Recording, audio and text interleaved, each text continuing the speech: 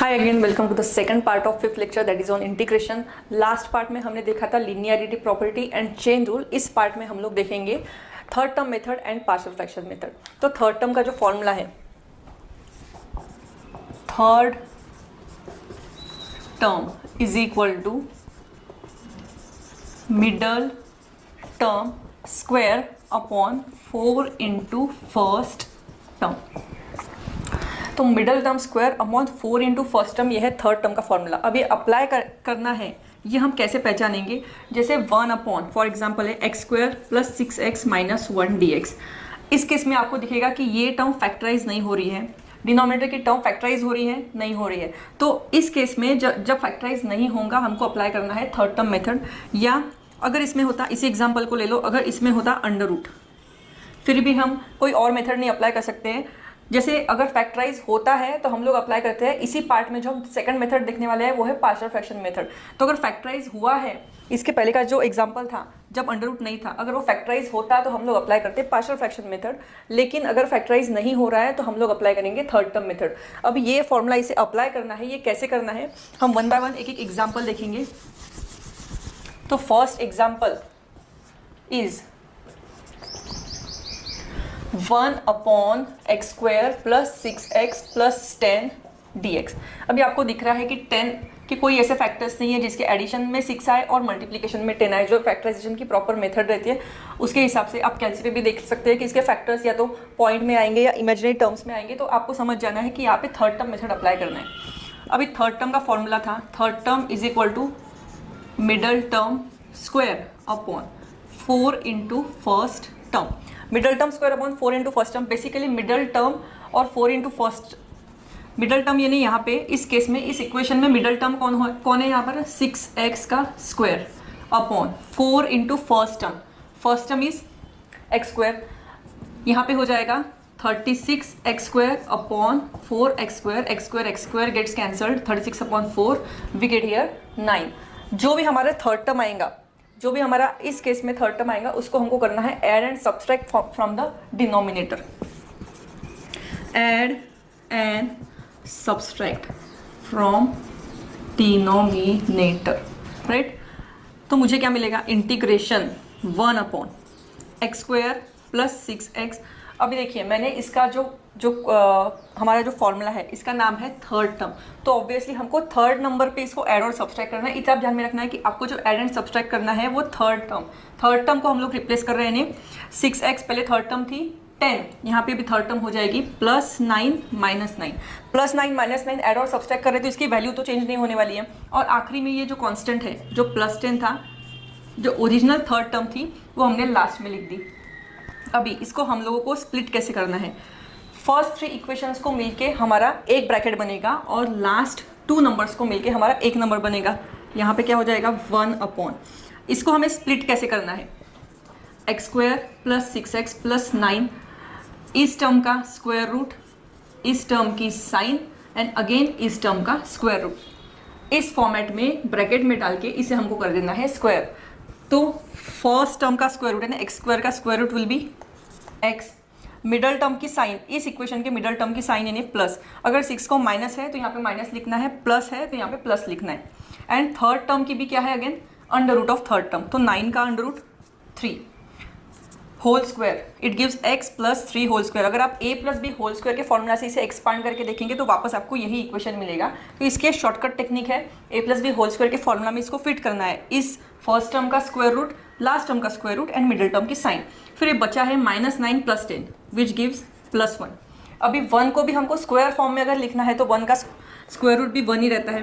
तो it gives 1 upon x plus 3 whole square plus 1 square. अभी इस ब्रैकेट को अगर मैंने x कंसिडर किया तो the formula we have to apply becomes x square plus 1 है तो हम लोग इसको a यानी कि कांस्टेंट पकड़ेंगे तो यहाँ पे क्या हो जाएगा? a square. मतलब फॉर्मूला हमें अप्लाई करना है integration of 1 upon x square plus a square, that is 1 upon a tan inverse of x upon a।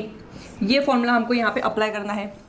1 upon a is 1 tan inverse of x upon a।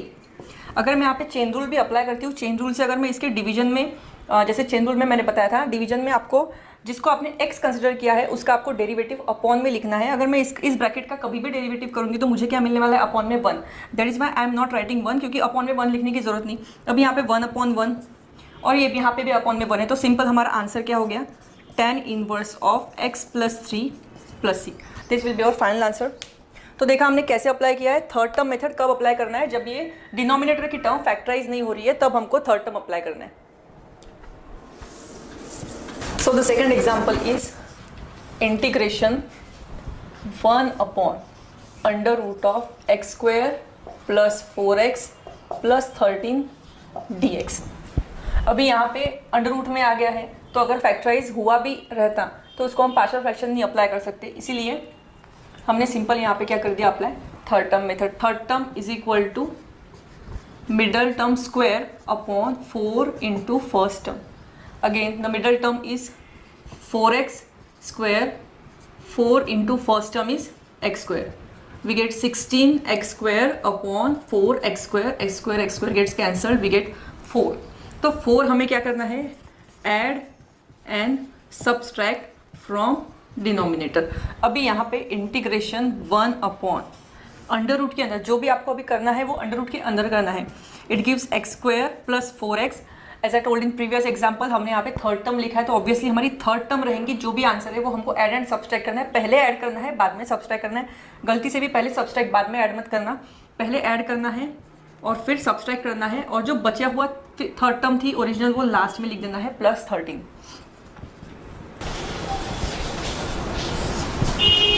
√of, यहाँ पे again वही process हमको use करनी है कि इसका square root, middle term की sign and last term का square root. Again it gives x + 2 whole square plus, यहाँ पे क्या हो जाएगा, 13 - 4 दैट इज +9। तो यहाँ पे हम लोग लिख सकते हैं +9, यानी हम लोग लिख सकते हैं 3²।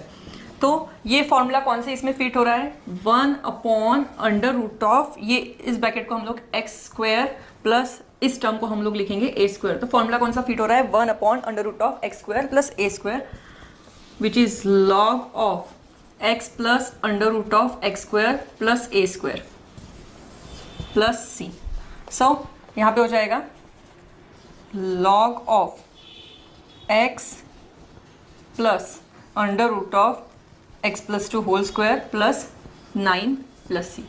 ये हमने सिर्फ फॉर्मूला में यहाँ पे ये पुट कर दिया ये वैल्यू। तो हमको इस तरीके से, अगर अंडर रूट में भी रहा तो उसी तरीके से हमको करना है third term method apply. One more example, third example is integration 1/√of 3 - x - x² dx।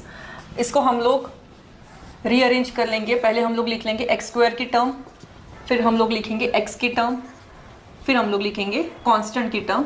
Proper way में इसको हमने रीअरेंज कर लिया। अभी हम लोग x² को जो माइनस है वो माइनस हम लोग तीनों टर्म में से कॉमन निकालेंगे बाहर ब्रैकेट के, और बाकी टर्म ब्रैकेट में डालने के बाद क्या हो जाएगा, सबकी साइन चेंज हो जाएगी, x² + x - 3 dx। अभी ये सिंप्लीफिकेशन होने के बाद में हमको ये फॉर्मेट में आने के बाद, जब x² का जो साइन है, x² का साइन जो है वो प्लस होने के बाद में हमको इस टर्म को लगाना है third term method. Third term is equal to middle term square upon 4 into first term, middle term square upon 4 into first term, x² upon 4x²। यहाँ पे एक फ्रैक्शन फॉर्म में मिला हमको आंसर, वो है 1/4। फ्रैक्शन फॉर्म में मिला तो हमको सेम मेथड अप्लाई करना है। 1/√of, माइनस हमने जो बाहर रखा है उसको बाहर ही रखना है, यहाँ पे कर देना है इसको ऐड एंड सब्सट्रैक्ट। तो हो जाएगा x² + x + 1/4 - 1/4 - 3 dx। √of minus, इसको हम लोग अगेन इस तीन टर्म को हम लोग वही फॉर्मेट में लिख सकते हैं, इसका स्क्वायर रूट, मिडल टर्म की साइन और लास्ट टर्म का स्क्वायर रूट, दैट इज 1/2 का होल स्क्वायर, और -1/4 - 3, 4 × 12 and 13 -13/4, इट गिव्स -13/4। इसको भी हमने डाल दिया स्क्वायर ब्रैकेट में dx। अभी जब मेरा ये थर्ड टर्म मेथड से इसमें हमने ऐड सब्सट्रैक्ट करने के बाद इसको इस स्क्वायर वाले फॉर्मेट में लिखने के बाद में हमको जो हमने साइन माइनस जो बाहर निकाली थी उसको हम लोगों को अंदर वापस शिफ्ट करना है, अंदर मल्टीप्लाई करना है। तो ये जो ब्रैकेट हो जाएंगी, एक्स की जो ब्रैकेट है वो हमारी माइनस हो जाएंगी और जो 13 वाली टर्म है वो हमारी प्लस में आ जाएगी, क्योंकि माइनस माइनस प्लस। तो हम लोग प्लस वाली टर्म पहले लिख देते हैं, वो हो जाएगी √13/2 का होल स्क्वायर, क्योंकि इसको स्क्वायर फॉर्म में लिखना है हमको, कोई भी फॉर्मूला में फिट करने के लिए हमको निकालना है ए स्क्वायर फॉर्मेट में, इसलिए हमने इसका ए फाइंड करने के लिए उसको स्क्वायर रूट के फॉर्म में लिख दिया। स्क्वायर, ये माइनस माइनस हो गया प्लस, प्लस की टर्म पहले लिख दी, इसको माइनस अप्लाई कर दिया तो हो जाएगा माइनस dx। तो ये फॉर्मूला कौन से इसमें फिट हो रहा है, जो इंटीग्रेशन के फॉर्मूला में 1/a² minus x² dx which gives sine inverse of x/a। ये फॉर्मूला में हमको फिट करना है।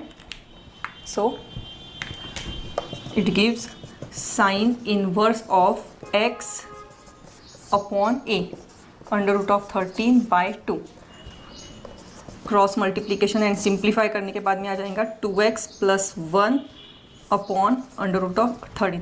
तो ये अपॉन में जो 2 था वो दोनों के अपॉन में 2 कॉमन आ गया, तो वो कैंसिल होकर हमको मिलेगा 2x + 1 और यहाँ पे रहेगा प्लस c हमारा कांस्टेंट, जो हमें ऐड करने के लिए बिल्कुल भूलना नहीं है। इस टाइप से होगा अंडर रूट का प्रॉब्लम सॉल्व। तो ये थे हमारे कुछ 3 एग्जांपल्स जो हमने देखे थर्ड टर्म मेथड के लिए। अगर अंडर रूट में रहा तो कैसे करना है, अगर x² की टर्म आखिरी में है उसको माइनस है तो उसको कॉमन निकाल के कैसे सॉल्व करना है, और अगर अंडर रूट में नहीं रहा और फैक्टराइज नहीं हो रहा है तो भी हमको यूज़ करना है थर्ड टर्म मेथड। अभी अगर वो अंडर रूट के अगर फैक्टराइज होता है तो हमको यूज़ करना है पार्शियल फ्रैक्शन मेथड। तो हम लोग देखेंगे अभी पार्शियल फ्रैक्शन मेथड।